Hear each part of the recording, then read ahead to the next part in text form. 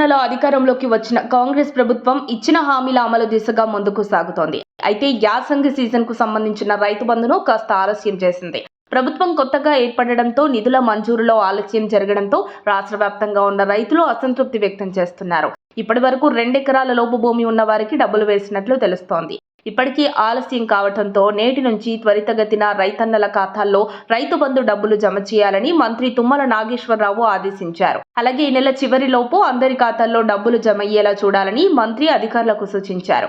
కాంగ్రెస్ ప్రభుత్వం డిసెంబర్ నుంచే రైతు బంధు పంపిణీ ప్రారంభించినా ఇప్పటికీ చాలా మందికి ఆ డబ్బులు అందలేదు.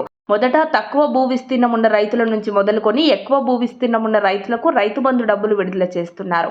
అయితే డిసెంబర్ నెలలోనే ఇస్తామని చెప్పి ఇంకా ఇవ్వకపోవడం ఏంటని కొందరు రైతులు నిలదీస్తున్నారు. రైతుల నుంచి విమర్శలు రావడంతో రైతు బంధుపై వ్యవసాయ శాఖ మంత్రి తుమ్మల సమీక్ష నిర్వహించారు. రైతులకు త్వరితగతిన రైతు బంధు డబ్బులను వారి ఖాతాల్లో జమ చేయాలని అధికారులను ఆదేశించారు. వరి, ఇతర యాసంగి పంటల నాట్లు, సాగు ముమ్మరంగా సాగుతున్నందున ప్రభుత్వ సాయం విడుదల చేయాలని స్పష్టం చేశారు. గత ప్రభుత్వం వల్ల ఆర్థిక పరిస్థితి అస్తవ్యస్తంగా ఉన్న సకాలంలో నిధుల విడుదలకు తెలంగాణ ప్రభుత్వం కట్టుబడి ఉందని తుమ్మల అన్నారు. రైతులు ఎలాంటి అనుమానాలు పెట్టుకోవద్దని విజ్ఞప్తి చేశారు. సోమవారం నుంచి ఎక్కువ మంది రైతులకు రైతు బంధు సాయం చేరేలా చూడాలని అధికారులను ఆదేశించారు. నెలాఖరు వరకు అందరికీ అందేలా చర్యలు తీసుకోవాలని ఆదేశాలు జారీ చేశారు. సంక్రాంతి తర్వాత మరోసారి సమీక్ష నిర్వహిస్తామన్నారు. రాష్ట్రంలో ఇప్పటి వరకు 27 లక్షల మంది రైతుల ఖాతాలకు రైతు బంధు సాయం విడుదల చేసినట్లు వ్యవసాయ శాఖ అధికారులు తెలిపారు.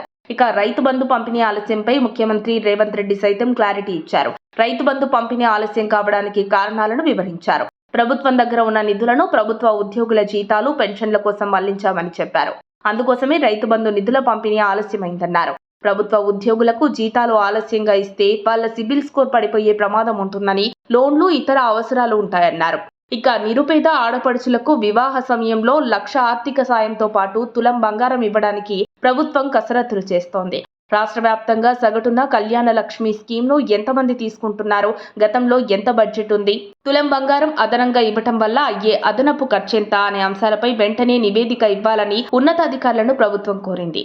అది రాగానే ఆ పథకాన్ని అమలు చేస్తారు. మరిన్ని అప్డేట్స్ కోసం మా కాయ్ టీవీని సబ్స్క్రైబ్ చేసుకోండి. మా వీడియో కనుక మీకు నచ్చినట్లయితే లైక్ చేయండి, షేర్ చేయండి. మీ విలువైన అభిప్రాయాలను కామెంట్ బాక్స్లో తెలియజేయండి.